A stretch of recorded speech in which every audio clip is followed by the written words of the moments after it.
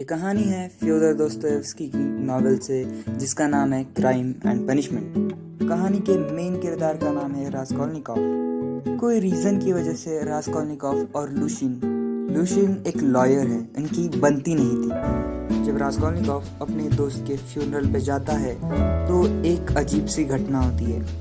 लुशिन अपने पुराने दोस्त एंड्रियास के साथ में बात कर रहा होता है और बात करते करते उनकी बहुत लंबी बातें चल रही होती है। उसी बीच लुशिन अपने दोस्त एंड्रियास से पूछता है कि क्या रास्कोल्निकोव यहाँ फ्यूनरल में आया है। तो फिर से एंड्रियास जवाब देता है हाँ आया है, लेकिन उसका क्या।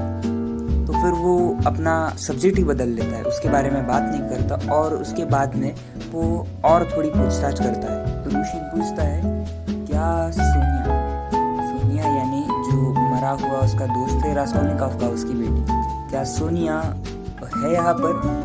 तो ये अपना वो पूछता है क्या सोफिया है यहाँ पर। सोफिया वो लड़की है जो रास्कोल्निकोव के मरे हुए दोस्त की बेटी है। वो एंड्रियास से कहता है क्या तुम सोफिया को यहाँ पर बुला सकते हो। तो थोड़ी बातचीत के बाद एंड्रियास बोलता है कि ठीक है मैं बुला देता हूँ। फिर सोफिया उससे मिलने आती है और सोफिया और जो हमारे पीटर पेट्रोविच यानी लुशिन है उनकी बातें होती है। रास्कोल्निकोव और सोफिया अच्छे दोस्त होते हैं, ये बात लुशिन जानता था। वो सोफिया को खेद व्यक्त करता है कि उसे बुरा लगा उसके पापा चले गए एंड उसकी जो माँ है उनके बारे में भी थोड़ी बातें करता है कि तुम अपने पापा के बिना आप कैसे जियोगे वगैरह वगैरह बातें करता है। उसके आसपास कुछ 3-4 हज़ार रुपये के नोट पड़े हुए जो उसने थोड़ी देर पहले ही बैंक से निकाले हुए हैं। वो देखता है कि सोफिया का जरा मूड टेंशन में है तो और उसकी जो नज़रें हैं वो उन पैसों पे पड़ रही है, तो उस मौके का फ़ायदा उठाता है और वो कहता है कि ये 10 रुपये का नोट ले लो और मुझे भी थोड़ा अच्छा लगा कि आपके जो फ्यूनरल एक्सपेंसेस है उसमें मैं कुछ कंट्रीब्यूट कर पाया।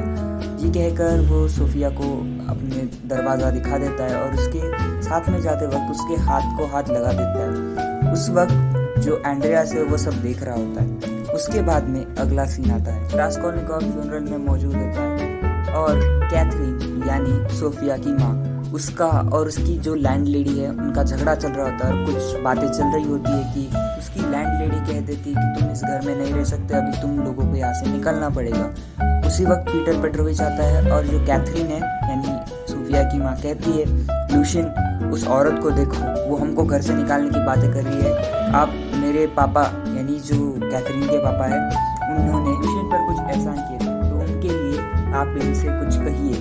लेकिन लुशिन वो सब मना कर देता है और चला जाता है सोफिया के सामने। सब जो फ्यूनरल में भीड़ जमा है उनके सामने कहता है सोफिया माफ़ करना मैं कह रहा हूँ, लेकिन अगर तुम्हें याद हो तो मैंने टेबल पर कुछ 3-4 हज़ार के रूबल के नोट रखे थे और उसमें से मुझे लगा है कि 100 रूबल का नोट गायब है। मैं ऐसा आदमी नहीं हूँ कि मैं कहीं पर भी आकर ये कह दूँ कि तुमने मेरे पैसे चोरी किए, लेकिन तुम मुझे लग रहा है तो प्लीज़ मान लो कि तुमने लिया है या मुझे सच सच बता दो क्या है। रास्कोल्निकोव एक कॉर्नर से देख रहा होता है और सोफिया लुशिन की बात मानने से मना करती है और वो कहती है कि ऐसा कुछ नहीं, मुझे पता ही नहीं तुम किस बारे में बात कर रहे हो। और उसी वक्त कैथरीन गुस्से में आकर कहती कि लुशिन तुम मेरी बेटी से इस तरीके से कैसे बात कर सकते हो। लेकिन लुशिन सारी सिचुएशन बताता है, कहता है कि ऐसा ऐसा हुआ था और वहाँ से नोट गायब है वगैरह। और उसके बाद में कैथरीन बहुत गुस्सा हो जाती है। कैथरीन अपनी बच्चे की इनोसेंस प्रूव करने के लिए बोलती है कि मैं तुम्हारे सामने उसके सारे पॉकेट चेक करती हूँ। वो उसकी जो सोफिया की सारे पॉकेट्स है वो चेक करती है और बोलती है देखो कुछ नहीं है उसमें। और आखिर में जब एक पॉकेट चेक करने होते तो एक 8 बार फोल्ड किया हुआ एक छोटा सा नोट मिलता है। वो देखकर लुशिन बोलता है देखा कहा था ना मैंने, पता है ऐसे लोग कैसे करते हैं वगैरह वगैरह, उसको ब्लेम करना शुरू कर देता है। और कैथरीन अभी भी ये मानने से इनकार करती कि उसकी बेटी चोर हो सकती है। वो बोलती है कि मेरी बेटी भले ही बिना चप्पल के रहे लेकिन ये चीज़ें नहीं कर सकती। फ्यूनरल में आए हुए सारे लोग यही समझ रहे थे कि जो सोफिया उसने चोरी की है वगैरह, लेकिन सोफिया भी मना कर रही थी। सोफिया को भी बुरा लग रहा था कि ये सब क्या हो रहा है। उसी वक्त एंड्रियास की एंट्री होती है। एंड्रियास कहता है नहीं नहीं नहीं।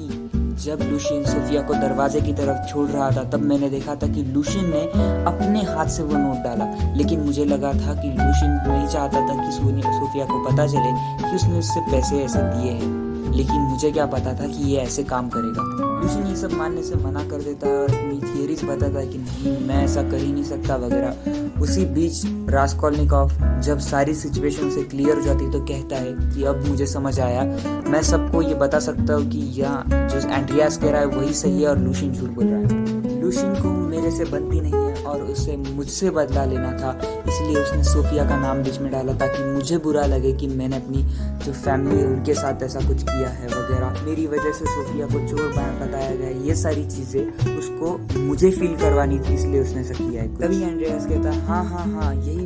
मुझे जब लूशिन ने आते ही पूछा कि रास्कोल्निकॉफ आया क्या, तभी मुझे थोड़ा अजीब लगा था। अब तुम्हारी बातें सुनकर मुझे लग रहा है कि यहाँ कुछ सेंस बन रही है।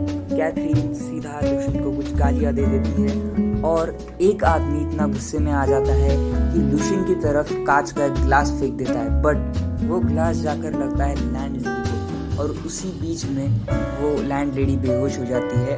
कांच का ग्लास लगने से खून टपकने लगता है उसका।